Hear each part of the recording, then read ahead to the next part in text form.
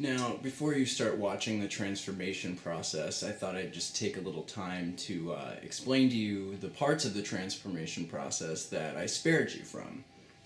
Starting with the 2 hours of shaving all of this. Just all of it. I looked like a hairless cat afterwards, except less agile. Also, I spared you the full frontal shot and visual representation of the tucking process. However, not one to be a tease.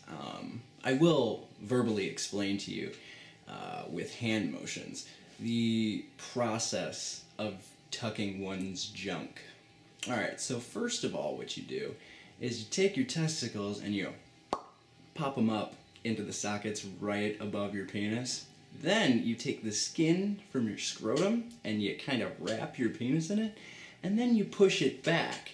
Then to secure it, you use roughly a metric ton of duct tape and just secure the tape in your butt crack. And when you're done, you get something that looks like this. It may be the oddest sensation my genitals have ever felt to date, which is saying something. Now you're up to speed. Great. Party. You're probably wondering why I would go through this process. And to explain that, I think a little history lesson is in order. Drag was invented by the Elizabethan theater. The word itself is an abbreviation for dressed as girl, coined by a man that went by the name of Shakespeare. Because at the time, being in the theater was a man's job, and the ladies weren't allowed. Nowadays, men in theater are considered effeminate. Crazy how these things come full circle, isn't it? No, not really. Because like social mores, gender is a social construct. Gender is determined by appearance and behavior that is deemed socially acceptable based on the business between your legs. Most educated people these days understand and embrace the fact that there's masculinity and femininity in everyone, which, sadly, is a relatively new idea to the general public, but something drag queens and genderqueers have been fighting to prove since the beginning of modern society. The Stonewall Riots of 1969 marked the turning point of the queer liberation movement. In 1969, the Stonewall Inn was the only gay bar in New York City that allowed dancing. No, this isn't the plot to Footloose. At the time, being a homosexual, or genderqueer, was illegal, so the legitimate businesses pretended that they had no idea their clientele was gay, which is a lot easier to do when your patrons aren't all over each other, hence, no dancing. Thankfully, the Stonewall Inn was owned and operated by the mob, which paid off the police in order to operate as a gay bar, and in order to monopolize on the gay demographic, you need a dance floor. Obviously, when you're the only fun place in town, word spreads. Because of the Stonewall Inn's reputation, the police raided the bar constantly. During these raids, if two people of the same sex were dancing, or even touching, they were arrested.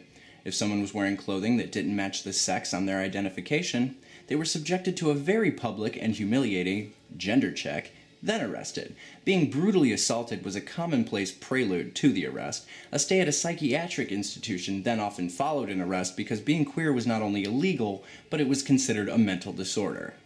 Finally, during the raid on June 28, 1969, the crowd decided, fuck this shit, and fought back.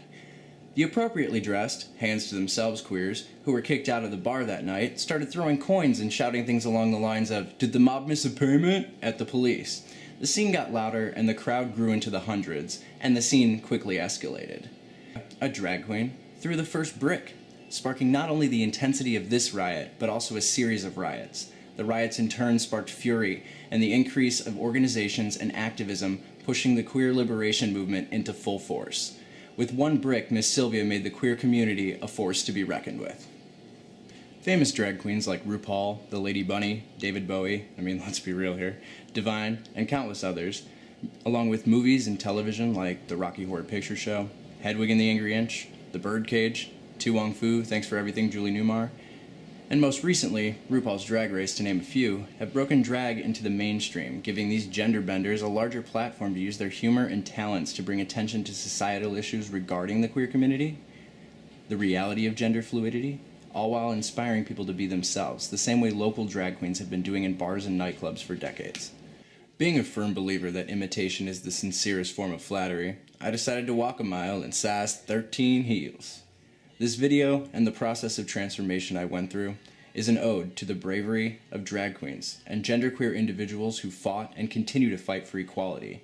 It's a thank you for proudly proclaiming that you are different from the norm, no matter the consequences, and using your abilities to entertain, educate, and create change, because without you, my life as a gay man would be drastically impoverished in comparison to the life I live today. In the words of Miss Vita Boheme, try to describe her and not use the word statuesque.